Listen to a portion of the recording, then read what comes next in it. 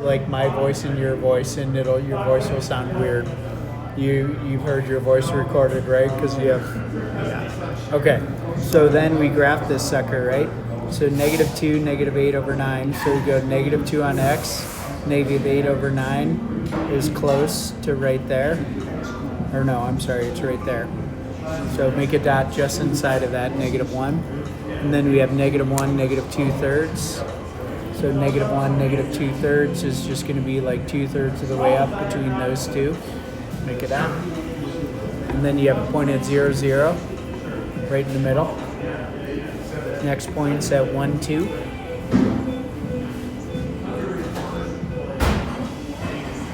Perfect. And then 2, 8. I think this thing probably goes to 8. 3, 4, 5, 6, 7, 8. So 8's too shy of the top right there. So this graph, it goes like this.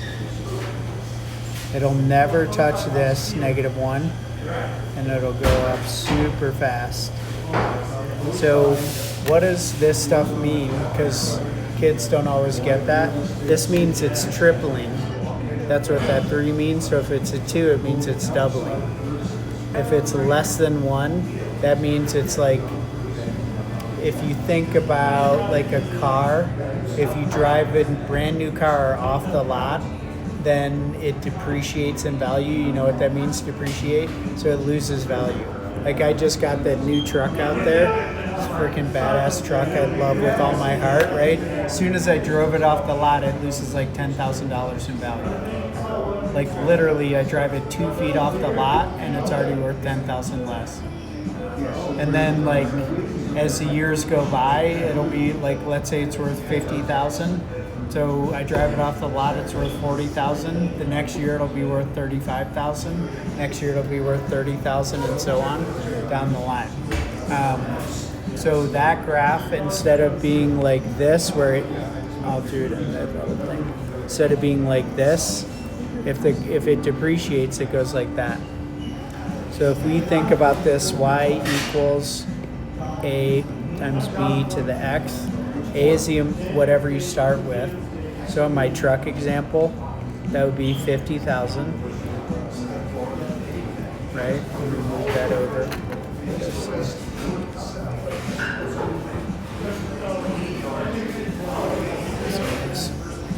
Try that again. Move that over. So if we do so the b value, if it depreciates, it's less than 1. So let's say it's like 0.75, and then the x part would be like time in years or something like that. Okay, so if that would make the graph go like this,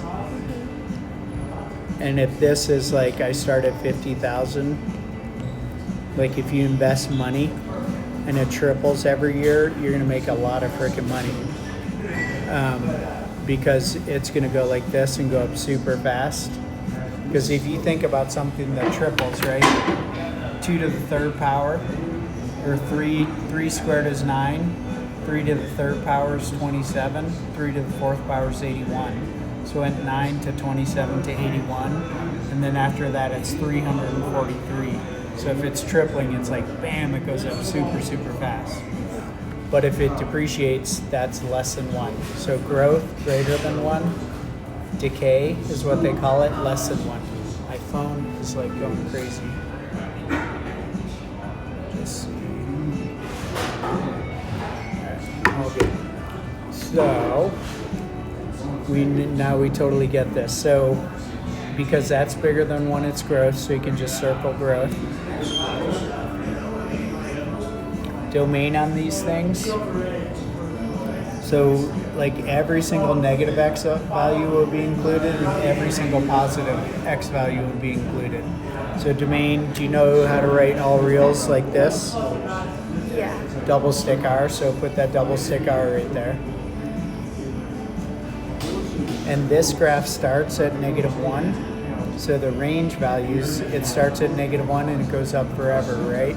So you can just write y is greater than -1, like that.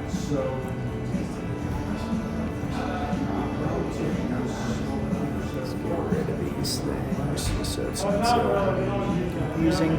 Okay, y-intercept, where does it cross the y-axis? 0, 0. So y-intercept is 0, 0. I don't know, does she make you write it like an order pair, or you could just say y equals 0? I think she says y equals 0. Okay, so I would write it like that. If she says y equals 0, we'll write it like that. Either way, it should be correct. Do you understand this concept, asymptote? No. You're like, what the hell is that? Yeah. Right? So if I we'll draw this graph again for you. We'll switch the value.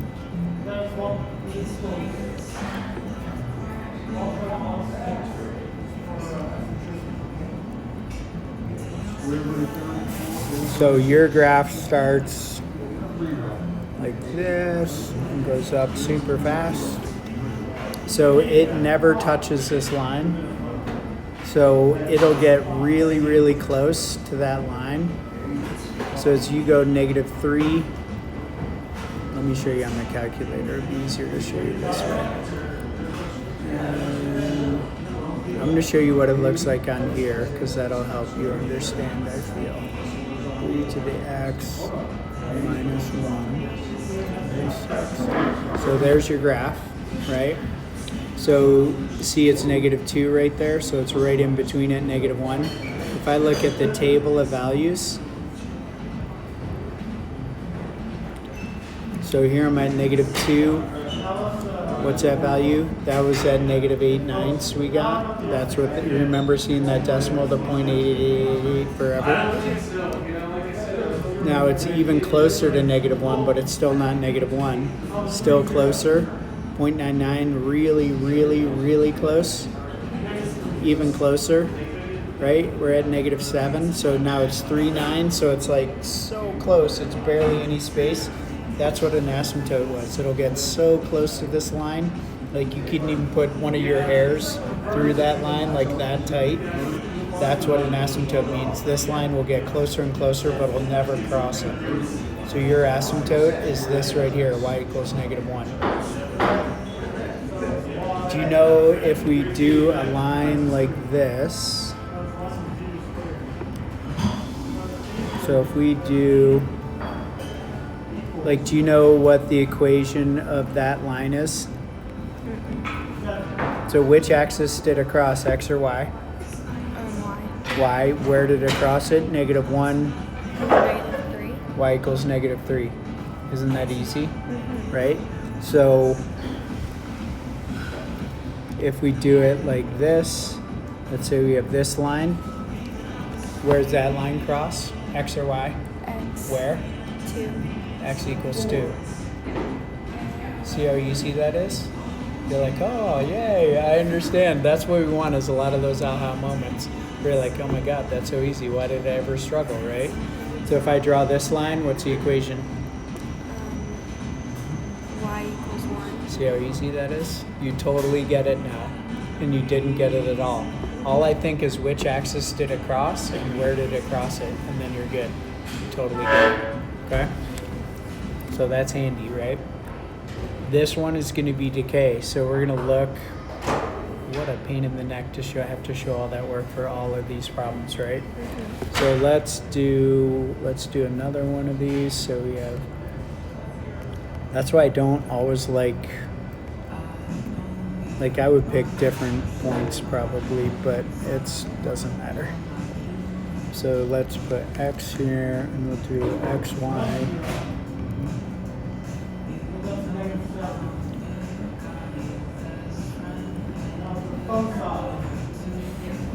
You hear him talking back there?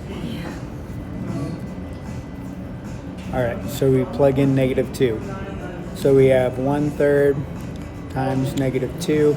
So when I do 1/3 to the -2nd power, this is like 1 to the 1st power, and this is like 3 to the 1st power. So you get this rule. What do I do with the exponents? That's a people always mess this rule up. We're going to show you so you have it always. And then if it's like this, So that 3 is right outside of the exponent. That's when you multiply.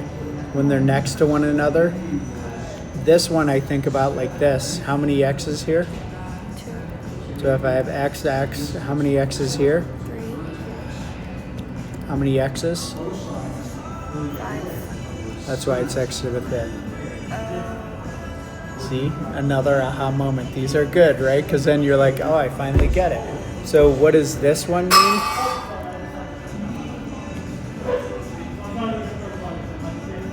So this one means I have an x squared, right? So I have 2 x's. How many groups of those 2 x's do I have? 3, How many x's? 6. 2, 4, 6. See? So that's why we multiply 2 times 3 and we get x to the 6th power. Ah, it makes sense all of a sudden, right? Because once you understand the why, like then it's easier to remember what's going on. Okay? So when I do these, I never really think about this part. I'm just like, I see the exponent right outside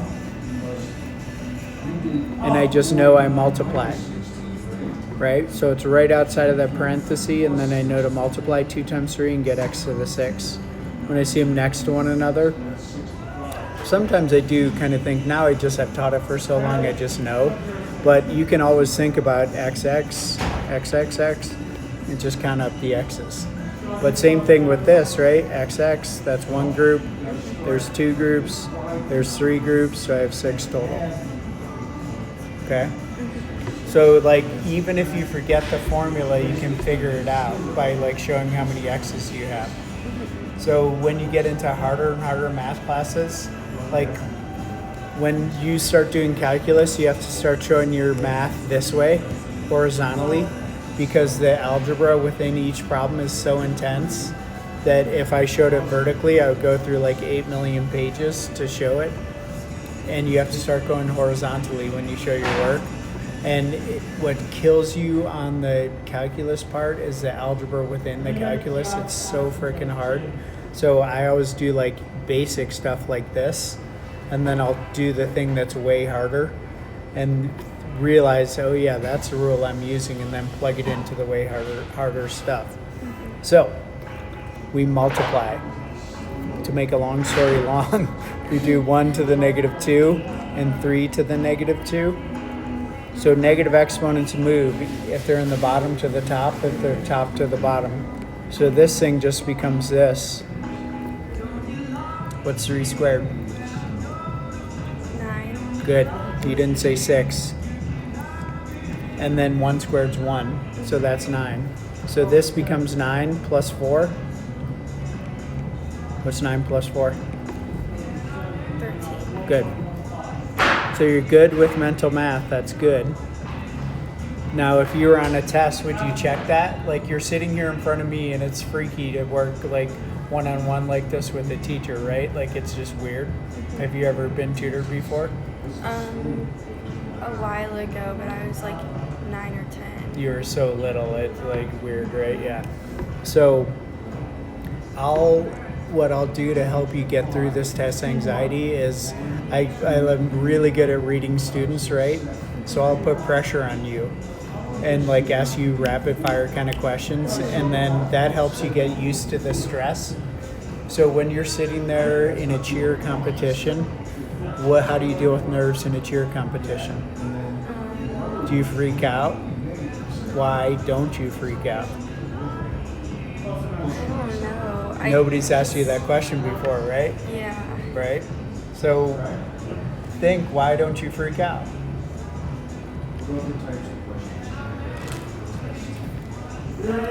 How often do you practice? Every day except for like Tuesdays and Fridays. And how many hours do you practice? An hour or 2. So like 2 hours, 5 days a week, that's 10 hours of practice. Do you think if you spend 10 hours doing math, which no way in hell you'd ever do, right? But you think how good you would be at this if you spent that much time?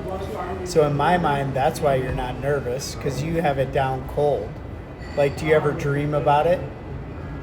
Like it's your routine or anything, Sometimes. right? Because it gets that far in your head that you'll have dreams.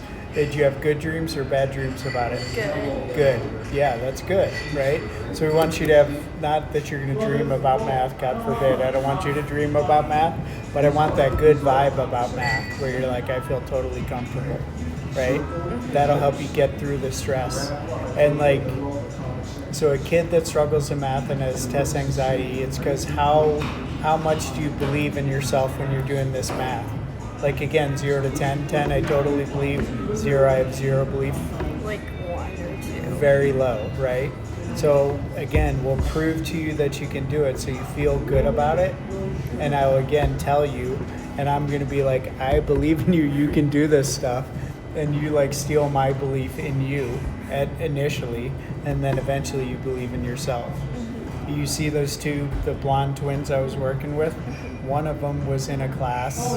The very first day I ever tutored her hands were like shaking like that. Like she was that freaked out about math. And I was just like, no, that's not how we're gonna do this. Like you will feel good about it and confident. She went from a 61 in the class, and we switched teachers. And I tutored her for the rest of the year from October through the end of the year, and she ended up with an A. Like that's how good it was. And she was just so freaked out, she could not believe in herself. And I'm like, I call bullshit on that. Like you 100% will believe in yourself, okay? And same for you. You will believe in yourself as well, right? And then it's exciting because you're like, I have hope, right? Because you get this. And it's not like you can't do it. Like I haven't seen that like I have a math disability and I just does not compute. Like you've been able to answer a lot of questions so far, right? And you've also had aha moments like this, like, oh, I get it now. Like it makes sense, right? So you will start to believe, like starting right now, you start believing yourself, okay? All right, -1. So we do 1/3 to -1. So I like writing stuff off to the side so I don't have to think about it as hard. That distributes to both. So I have 1 to the -1 over 3 to the -1. So these two just switch, right? So I get 3 to the +1. What's that equal? 3. What's 3 plus 4? 5. Oh, 3. Yep. 6. Try again. How do you use your Are you using your fingers down there? Good. I want you to use your fingers. Like, have you ever been yelled at by a teacher for using your fingers? Good. Like, I get mad at kids when they don't use their fingers. Like, it's a good strategy, right? So what did you do to count? Did you start at 3? I started at 4. Good, because it's a bigger number. Is that what you're thinking and it's easier? Yeah. Yeah, good. So you have good strategies already, right? So we're going to make you feel good about the strategies because you're embarrassed when I said you were counting on your fingers, right? A little bit? Yeah. Yeah, who the hell cares? Use your fingers. It's a good strategy. I encourage my seniors to use their fingers. They're 18. You imagine a senior in high school and you're like, oh yeah, I use my fingers proudly. So you went like this, right? You start at 4 and you go 5, 6, 7, like that. And you can see the 3. It's better if you can see it because when you do it under you can't see it, right? So I go 5, 6, 7 and I'm good. Like you know for sure because you can see the 3, right? So -1, 7. Never be embarrassed about that. That's a good strategy. I have kids that are like, yeah, my 8th grade teacher yelled at me for using my fingers. I'm like, tell me who it is and I'm going to go slap him because that's bullshit. I don't like that. Okay, so we go 1/3 to the 0. Anything to the 0 power is 1. now you know for sure, right? You get it? Did you already know that before you sat down here? Yeah. Like you had that down? So then I have 1 plus 4. What is that? 5. 5. So I plug in 0 and I get 5. These are a pain in the neck. They take forever, right? Because we've only done 2 problems and we've been sitting here for like 45 minutes. Isn't that crazy? But we're also doing a lot of like foundational stuff to help you understand. But we always do this thing in our class. We say fist to 5. Fist, I have no idea what the hell you're talking about. 5, I totally get it. Where would you be on this fist to 5? You can just tell me. 3 or 4. Yeah, way, way better, right? Good. And I see like my favorite thing about tutoring is like I can see it in your face now. Like you're starting to be like, I can do this, right? And that's what we want to see. And you want to feel that and like take it in and start believing it because you 100% can. Because if you couldn't, I would tell you that too. That's my job, right? I have to tell you good or bad. I'd be like, maybe twice a week would be better, but not at all. You're going to get it, okay? So if we do 1/3 to the first power, what does that equal? What's 3 to the first power equal? 3. So what's 1/3 to the first power equal? 3. Not 3. They can't be the same, right? So it equals itself, right? So this equals 1/3. Okay? So that we just cleared up a little confusion. So if I say 1/5 to the first power, it equals 1/5. easy, right? So don't make that hard. That's easy. And then we add 4. Pain in the neck, right? Because we got to multiply. What do I multiply this by to get a common denominator? If you don't know, always tell me I don't know. Like, don't make shit up because it doesn't help, right? So all I do is look at this denominator, and that's what I multiply by. That's not hard, right? What's 4 times 3? 12, good. So it's 12 over 3 plus 1 over 3. What does that equal? 13. Yes. Because you add the numerators, leave the denominator alone, okay? So you never felt good about adding fractions before. Isn't that a good strategy? You just look here and you know what to multiply by. Always. It always works, okay? All right, so let's do this one. So we have 2, we have 1/3 to the second power. So I have to distribute it to both parts, right? So I write it off to the side. So 1 squared is 1. What's 3 squared? 6. Try again. 9. Yes. That's the most common mistake kids make. I'm like, don't do that. Don't do that. You don't multiply. It's how many times you multiply the base. 3 times 3. So then we have 1 over 9 plus 4. What do I have to multiply this by? 9. Isn't that easy? It's so easy now, right? What's 4 times 9? Do you know the 9 trick? Go like this. So you count from the left. So we go 1, 2, 3, 4, and put that finger down. So 30, and then you have 6 fingers over here, 36. Isn't that the craziest thing? Do 9 times 4. Oh, we just did 9 times 4. That was dumb. Sorry. Do 9 times 6. So 54. Isn't that cool? Yeah. Right? It works for everything. So if we go 9 times 8, then we put that one down. I have 91. That's the 8th finger. So you have 9 fingers over here and 1 left. So 91. Or sorry, that was 81. 8 fingers there. 81. Isn't that cool? Yeah. What's 9 times 1? 45. 9 times 1. So you got to count. 9 times 1, you put that finger down. How many fingers do you have? 9. Now we go 9 times 2, put that one down. So you have 1 and 8 left, so 18. Oh. Okay, so you go 9 times 3, put that one down, 20. How many? Yeah, isn't that cool? Mm-hmm. So you always go like that, face down, and you start from the left when you count. So 9 times 4, 36. 9 times 5, 45. Isn't that cool? Yeah. So another nice little trick, right? So we have 1 over 9 plus 36 over 9. What's that equal? 37 over 9. So 2 comma, what a freaking nightmare to graph, right? Nobody wants to graph 37 over 9. That sucks. But it's really close to 4. So when I graph it, it's really close to 4. How do I know it's really close to 4? Because I just added 4 right there. And 1/9 plus 4 is really close to 4 because it's only 1/9 more, right? So, erase time. So you can totally do this, right? Have you ever had anybody explain math to you like this? Like it makes sense, right? And then you're smiling now about math. When's the last time you smiled about math? Like when you're in kindergarten, like counting on your fingers, 1, 2, 3. You're like, I can see it, I get it, right? So I would just write down the ordered pairs. It's a weird little squiggly thing.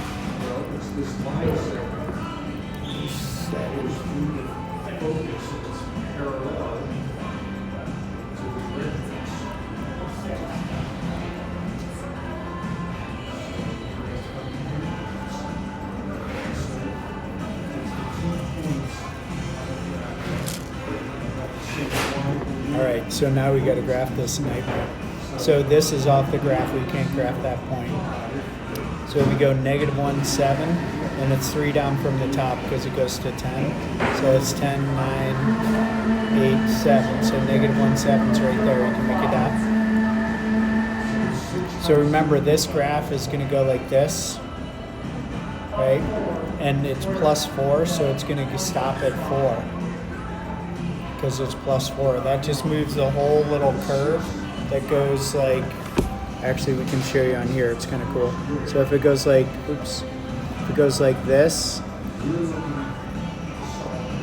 and let's draw on a little XY axis.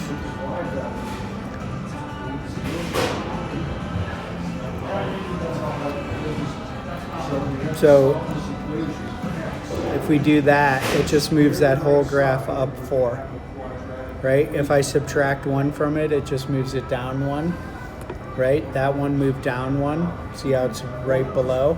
So if I go +4, it just moves that whole thing up 4. That's what's cool about the iPad, because I can do stuff like that, and you're like, oh, I get it now, because I can see it, right? So this one is 0, 5. So 0, 5, this was at 7, so 6, 5 right there.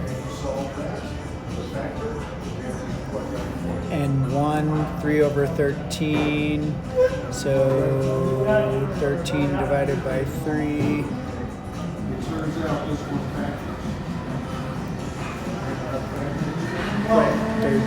Divided by 3. So it's a little over 4. So we plug in, where'd it go? So we plug in 1, and it's a little over 4. So 1, 2, 3, 4. So just a tiny bit over 4, like right there. And this one's even closer to 4. So you can just go 1 over and make it closer to that line. Right here? Like right, just like barely above that line, like right there.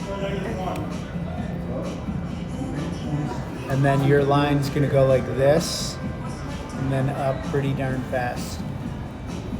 Because it goes from 7 to 13. Okay, so domain, all reals. Where do the y values start? 1, 2, 3. 4. So y range is y is it, does it go above 4 or below 4? I don't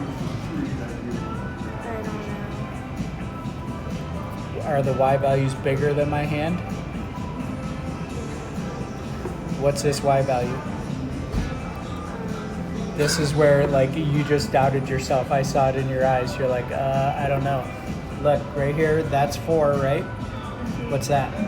5. Is that bigger than 4? Yeah. Yes, it is. So y is greater than 4. That makes sense, right? Because Yeah. 5 is bigger than 4. That's all you gotta think. Don't, like, you thought way too hard, and I saw like the doubt go through your eyes. You're like, oh shit, I don't know, right? No, we don't do that. You're gonna get it. So y-intercept right there. When x is 0, that's y-intercept. So y equals 5. And then the asymptote, this gets super close to what line? Like if you don't know, you just count up. 1, 2, 3, 4. Y equals 4. And it's always that. Right? This was y equals -1. Y equals -1. This is 4. Y equals 4. Easy. You can do that. And you have that little confident look in your eye again. That's the one we want to see more of. All right. Let's wait on erasing before, because I'd hate it for it to be right and all of a sudden you're erasing a bunch of crap. Okay, so this one is 1/4 times 2 to the x. So I want to show you on the graphing calculator what it looks like because it'll help you understand. So we're just going to do 2 to the x first and look at that graph. So it looks like that. What's nice about this graphing calculator is I can go down. So the first graph is blue, second graph will be red, and then I'm going to do 1/4, and then I can just go 2 to the x power. What do you think's going to happen to that graph? If we had 2 to the x and all of a sudden we're doing times 1/4, is it going to get, I don't know let's just look at it. I think it's better. So that 1/4 is called a vertical compression. So it takes all these values and just smushes them down this way. So if we instead were to multiply this by 4, then it would go up even faster. So it's like me grabbing you by the shoulders and stretching you up. If it's 1/4 in front, it's like me pressing down on your shoulders and smushing you down. It's like you putting a 100-pound weight on your head, right? You like go down like that versus me like hanging you by your ankles. You're gonna stretch, right? So that's like that. It helps you kind of understand what's happening, right? So this means if this y value is, this point is 2,4 right here. So if the blue point is 2,4, then it becomes 2,1. So the same graph, 2,4, when I do 2, it's going to be 1. See how it cut it by 1/4.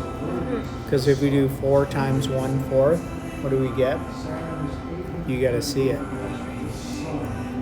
So if I do 4 times 1/4, what happens to these 4s?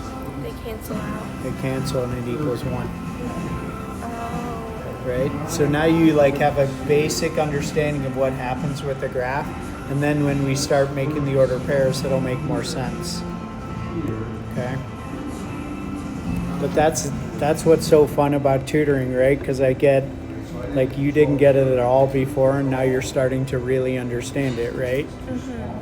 And right now, like, the understanding is shaky, right? Like, you kind of get it, but you don't feel like you could do one of these totally by yourself and get it 100% right.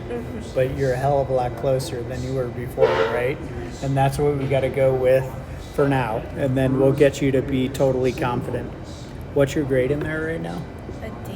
Okay, like what number? Like 61 or 69 or? I think it's like a 63. Okay, so we'll go for a C next, and then go for a B after that. Okay. Because there's plenty of time, right? We're only halfway through second semester. I think the quarter is like this week, maybe. It's very soon.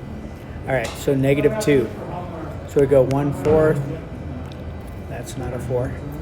1/4 times 2 to the -2. So if I go 2 to the -2, what happens? It becomes a +2. In the bottom. Yeah. So it's 1/4 times 1/2 squared. What's 2 squared? 2 times 2. 4. Don't overthink it. So I have 1/4 times 1/4.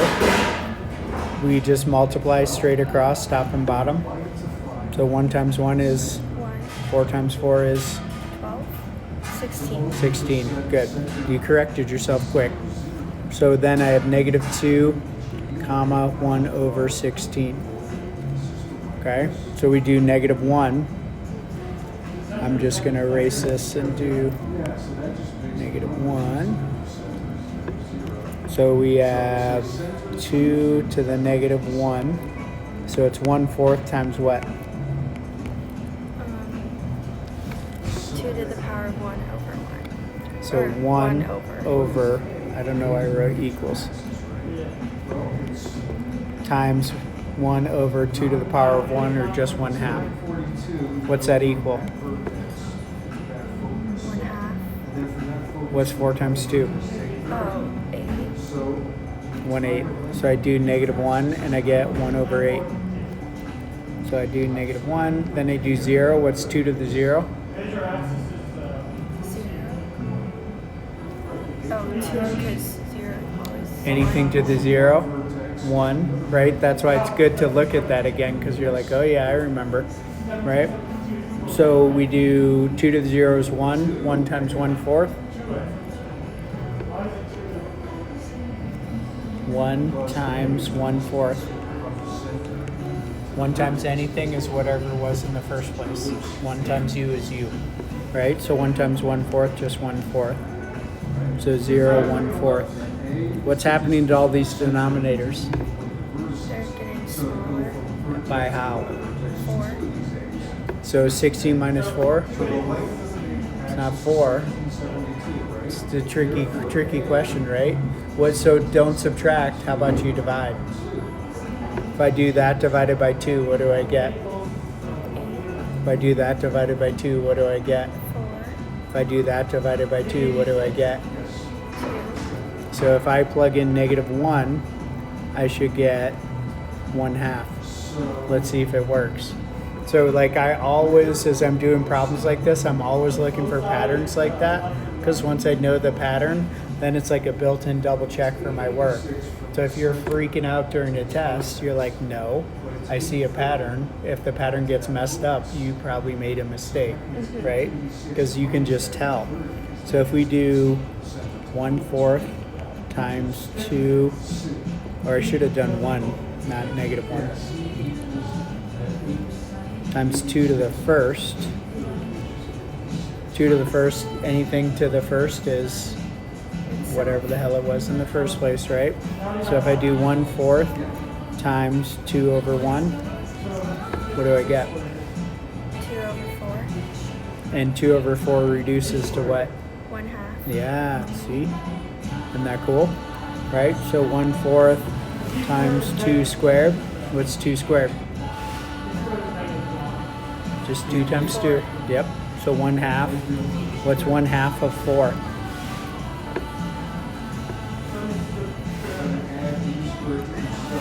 Half of 4. Go like that. Half of 4. 2. That's it. See how hard you made that? That's not hard, right? Half of 4. What's half of 10? 5, right? Don't make that hard. But I'll teach you strategies like that so you can just like see it right there. Like half of 4, 2, right? You're good. So, and let's double check. Or we did. We already plugged it in. So we go 2. So does that confuse you? But why, right? We're cutting 1/2 in half. So if we do 1/2 in half, there's this strategy we'll teach you because you'll have to know it eventually. So I can make this 2 over 1. I didn't change any value, right? I just divided by 1. So the strategy is we copy the top. So I copy the top 1/2. Instead of divide, I say dot for multiply. It's called copy dot flip. Have you ever heard that? Yeah. Yeah. And I flip the bottom.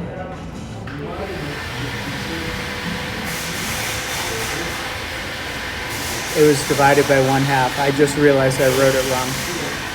Because we're dividing 1/2 by 1/2. So I flip the bottom. Yeah, that makes sense.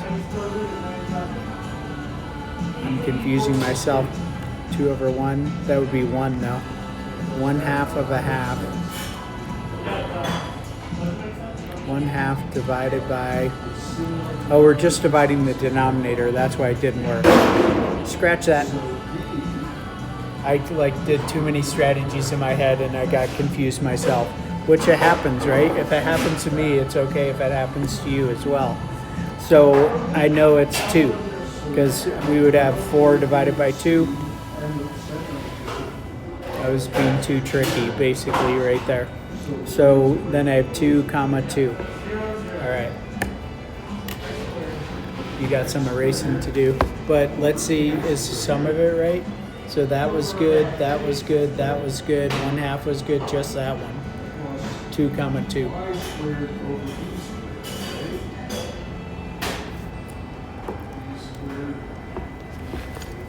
Put this into the graphing calculator so we can see. So 1/4 times 2 to the x So I plug in -2, that's good, that's good. Like I know that decimal is 1/8, you don't have to know that, I do. That's 1/4, that's 1/2. Plug in 2. Actually, we should get 1 when we plug in 2. So we plug in 2. Oh, you know why? See what I did? I wrote 1/4, 1/4. What did I write? 1/2. Yeah, duh. But it's okay. Like sometimes you make a mistake, right? So I'm looking at this and I'm like, what? Like that seems weird. Like, because I'm looking for the pattern and that pattern was effed up. So this should be a 1 right there. So that should be, the second one should be a 1. And then let's graph this. We erase that so it's fixed on here.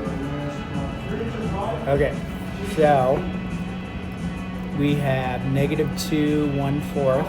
So I go -1, 2, and 1/4 is like a quarter of the way up on there. And then I have -1, 1/8. So let's look at this graph again. I'm gonna delete this one, graph that one. So -1, -2 was 1/16. So this one's like, it's basically the same spot. So just like make a dot right next to it. And then we have 0, 1/4. So it's like, because it's at slow, it's almost flat, right? It's barely increasing. So just make another dot right there.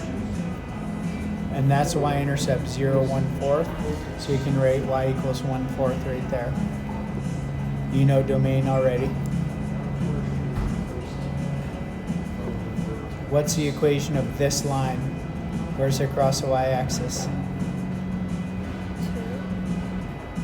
It's the weirdest thing. That one always throws kids.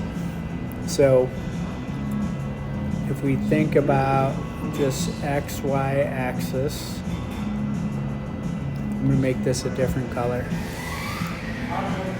Or actually, no, we'll keep it the same color and then I'll write over it. So where does this pink line cross the y-axis? What is the middle of the y-axis? 0. So it's the equation of the x-axis is y equals 0. Isn't that messed up? Like that'll mess with your head a little bit, right? So that means our asymptote is y equals 0. You were right, you had it right. And the range, this graph starts right here and goes up quick. So the range is y is greater than 0. Or no, yeah, you're good. That was less than. Do you know how to tell between less and greater? Do you know which one's your left hand? This one. So go like this with your left hand. So like that. And then we turn this sideways. That's a less than sign right there. Oh. Isn't that the coolest? Now you'll never mess it up. And I literally will have juniors and seniors who that confuses them. And they're like left hand, and they're like, okay, I know which way it goes, right? So we want greater than the other one. So you use that. Remember, left hand, less than. You make an L, and then you turn it, and that's a less than. I'm all full of all sorts of good strategies like that, okay? We got 1 minute left, so I want you to write down the correct order of pairs on this one because I can show you on the old graphing calculator. So let's not erase yet, let's just make sure because you might have done some of it right because you did a lot of this one right. I think you missed that point. So we want 5 parentheses 1/2 to the x minus 3.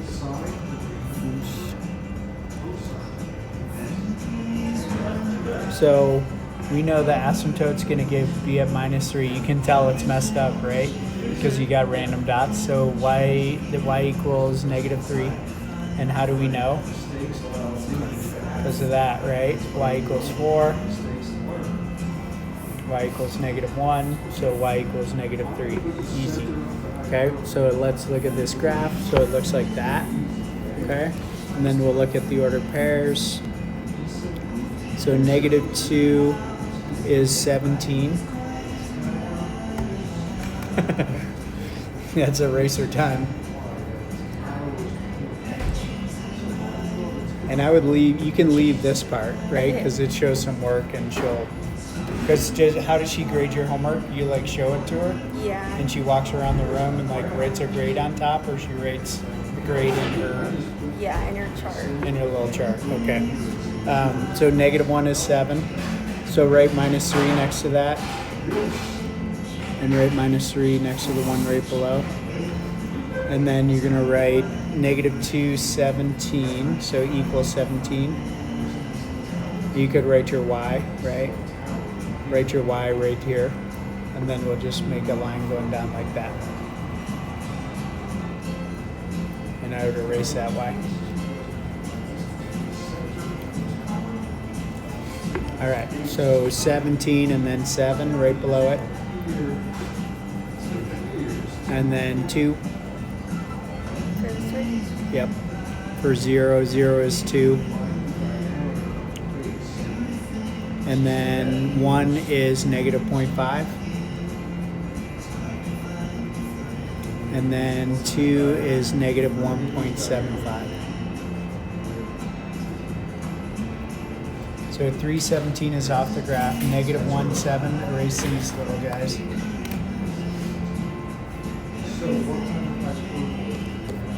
So we have -1, 7. So it's going to be 1, 2, 3 down right there. And then we have 0, 2. So right here, you had that dot right.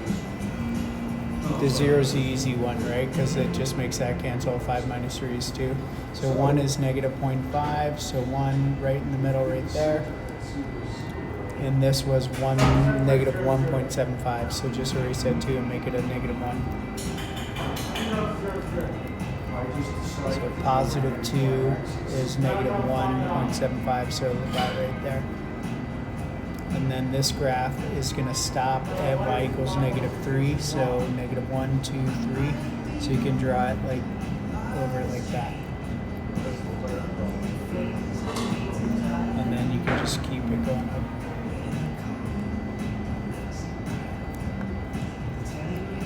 This one, so we had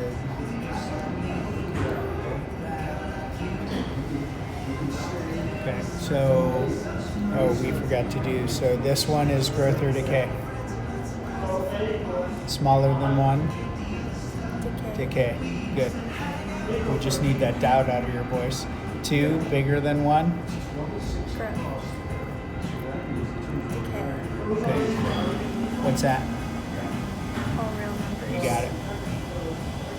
The range, bigger than that. So y is what? Greater or less? Which way is greater? You can think about the less. Yeah, good. So greater than, make it greater than. Good. Greater than -3 because of that. Right? And y-intercept was 0. So y equals 2. Nice. Confident young woman. That's what we want to see. So you learned a lot, right? Is your mind a little bit blown? Like, oh my God, I can do math now? Because that's exactly